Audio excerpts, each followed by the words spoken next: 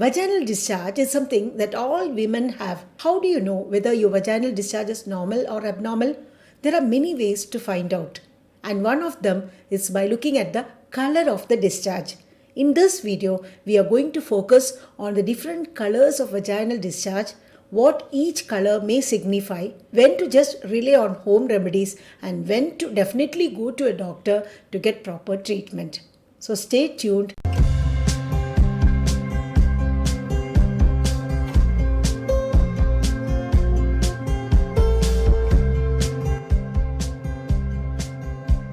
Hello everyone, welcome to Mind Body Tonic, and this is Dr. Seeta with you again. Vaginal discharge is something that every woman has throughout her life, usually after puberty. At times, even small girls can have vaginal discharge. But here we are talking mainly about vaginal discharge that occurs after puberty. And after puberty, the hormonal variation that occurs throughout a menstrual cycle changes the amount, consistency and appearance of the normal vaginal discharge. It can also change during pregnancy and when one is sexually aroused.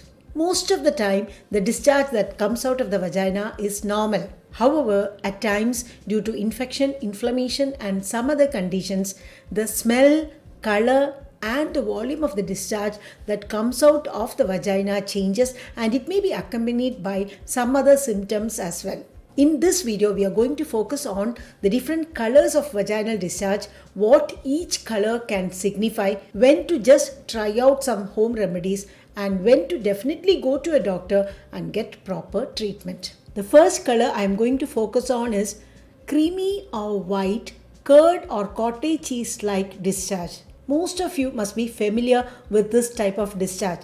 It's usually caused by a fungus known as Candida albicans. The common name of infection caused by this fungus is yeast or thrush. Some amount of Candida albicans are part of the healthy vaginal flora. However, in so many conditions, say like overuse of antibiotics, when there is diabetes mellitus, and when the body immunity is low due to various illnesses and various other conditions, the candida overgrow and may cause infection. Usually in candidal vaginal infection, the lips of the vagina are swollen and red. The woman finds it difficult to sit. It gives her a lot of pain. There is pain during contact with the partner and there is severe itching. When there is severe itching, the woman has the urge to scratch, and scratching can harm the sensitive area, which can in turn lead to infection by other organisms also, and the itching increases.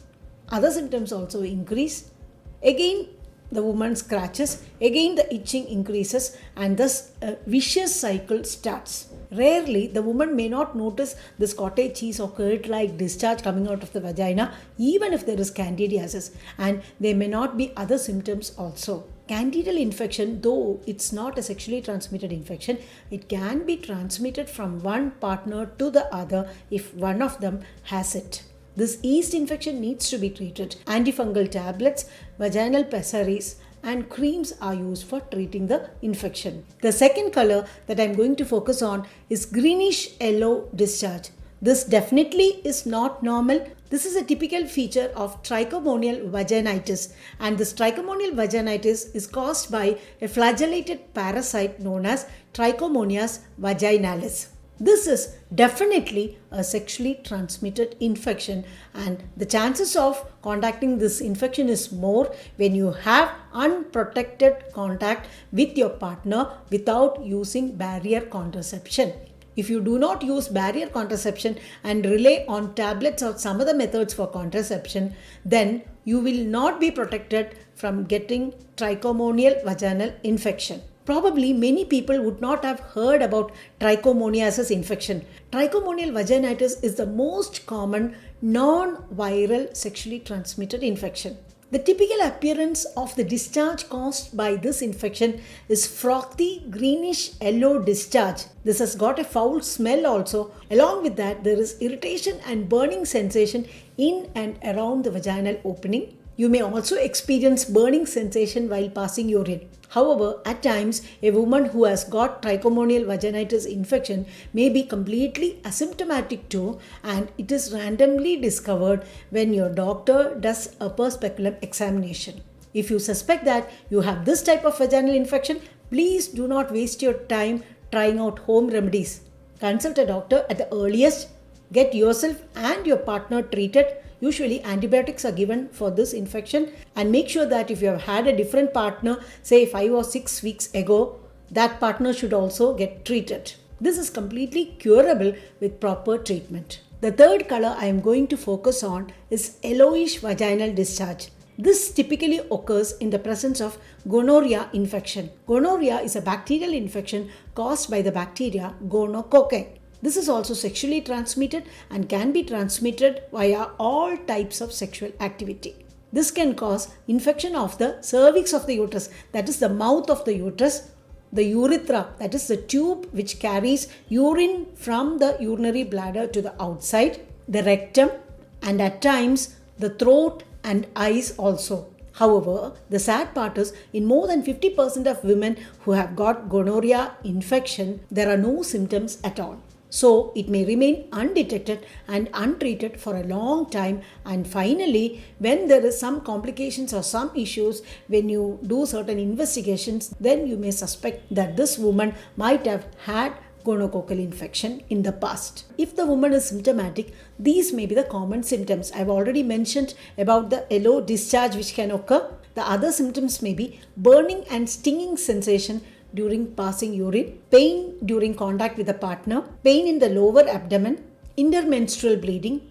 The way to protect yourself from gonorrhea is by using some barrier contraceptive methods while having a relationship with your partner. And if you suspect that you may be having gonorrhea, please do not hesitate to go to the doctor immediately and get it treated at the earliest. That is very important to prevent long-term complications. The fourth color that I am going to focus on is reddish, pinkish or brownish discharge. In some situations it is normal, and in other situations it may indicate some underlying pathology. If it occurs around the ovulation period, it may be normal and it indicates that ovulation has occurred. Just before your period, if there is some brownish discharge, it may indicate that yes, your periods is on the way. And towards the end of your period, once the bleeding stops, sometimes there may be slight brownish discharge for a day or two. That's also normal. If you have had unprotected contact with your partner during your fertile period, then this brownish or pinkish discharge 2 to 3 days before your next period, then it might indicate implantation bleeding, and that's also normal. You may be happy with it if you are expecting to become pregnant, or you may be very upset if you do not want a pregnancy. This implantation bleeding usually subsides within 2 or 3 days. Another cause of reddish or brownish discharge somewhere or any time during your cycle might be postcoital bleeding. That is, after you have had sexual contact with your partner. That might be due to some trauma during that act, and it may usually subside on its own within the next 12 hours or so. If it doesn't subside, or if there is increased bleeding, please go and show a doctor. If the mouth of your uterus, that is the uterine cervix, is not healthy, if there is an erosion or if there is inflammation, then there might be some intermenstrual spotting. If you have not had sexual contact with your partner, if you have not ovulated recently, but you still have this intermenstrual spotting, then please go and consult a doctor, get your cervix examined and find out if there is any cervical erosion or inflammation. And if there is, please do get it treated. If you are pregnant and there is pinkish, brownish or reddish discharge during pregnancy, it may be a sign of threatened miscarriage. If that is the case, then definitely you should consult your gynecologist. If you are in the menopausal age group, even if you do not have much of a bleeding or discharge and have just some brownish or pinkish spotting, please go and consult your gynecologist. Please rule out any malignancy of the cervix and the uterus, because in menopausal women, spotting like this may be one of the earliest features of some malignancy. The fifth color I am going to focus on is grayish vaginal discharge. This is definitely indicative of bacterial vaginosis. Like candidal vaginitis, bacterial vaginosis also is not sexually transmitted per se. However, if one of the partner has got infection, it may be transmitted to the other partner also. This infection is caused by a bacteria known as Gardnerella vaginalis. The chances of contracting this infection is more when the pH of the vagina changes from its usual acidic nature to an alkaline nature. And when does this occur? When you do vaginal douching, when you use feminine vaginal washes to clean inside the vagina, and when you're too much fond of and pamper yourself with bubble bath, etc. Usually, when there is only bacterial vaginosis, there is no itching or irritation. However, there is a pungent fishy smell, especially following sexual activity or immediately after showering and bathing that area with soap, etc. When there is this infection, the pH of the vaginal discharge is definitely more than 4.5, and you find clue cells which are particularly diagnostic of bacterial vaginosis. The treatment is by giving antibiotics both orally and at times as creams for local application. It's better to treat the partner also. The last color I would like to focus on is clear discharge. This clear discharge occurs in different amounts, and the consistency is also different during different phases of the menstrual cycle. I had mentioned about this earlier in this video. Usually, this does not have any smell or has a slight musky odor. And this type of discharge is more common around the time of ovulation, when you are sexually aroused, and sometimes before your period also. During pregnancy also, this clear type of discharge may be there, sometimes more, sometimes less. If there is no itching, no foul smell, or no other associated symptoms, there is no need to worry about this type of discharge. Some people have a lot of vaginal discharge, some people have lesser amount of it. Just like some people sweat a lot, some people do not sweat as much. Now that we have discussed about the different vaginal discharges and what they may signify and how to go about managing them, let's see what are the things which we can do at home to prevent infections from occurring, and if at all they occur, to treat them in the early stages. And after that, we'll see when we should not depend upon just home remedies and go to a doctor for proper treatment. So here we go. The most important thing is, as you all know, maintain good personal hygiene. Due to the constant wetness, infections are more prone to occur. So it is very, very essential that you keep the area as dry as possible. Use only mild soaps, or better still, use only Cindet bars with pH below 5 to wash that area. And if you have fungal infection, use antifungal soaps. Avoid douching your vagina, and please do not use intimate vaginal wash solutions. The vagina has the ability to cleanse itself. There is no need to wash inside the vagina. You just wash the outside of the vagina, that is a vulval area, and the surrounding area with mild soap or Cindet bar, or with antifungal soap as I suggested just now. Resist the temptation to take bubble baths frequently. You may do it once in a while, occasionally, but please do not make it a habit. When you choose your underwear, choose cotton underwear, and that too underwear of light color, because some people may get allergy to the dyes that are present in the colored underwear also. If you have the habit of using tissue wipes after going to the toilet, make sure that you wipe from the front to the back and never from the back to the front, because it may increase the risk of developing infection. If you are having contact with your partner, and if you are not sure that your partner has not had any STIs recently or is having STIs, then please do use a barrier contraceptive method in addition to whatever other protection you may be using. If you are using salt water to clean your private area, please avoid using a lot of salt. The water should be only as salty as your tears. Always remember that. And please be careful of the way you remove your pubic hair. Please do not shave. Please do not use any creams. The best way to remove the pubic hair is to just trim it.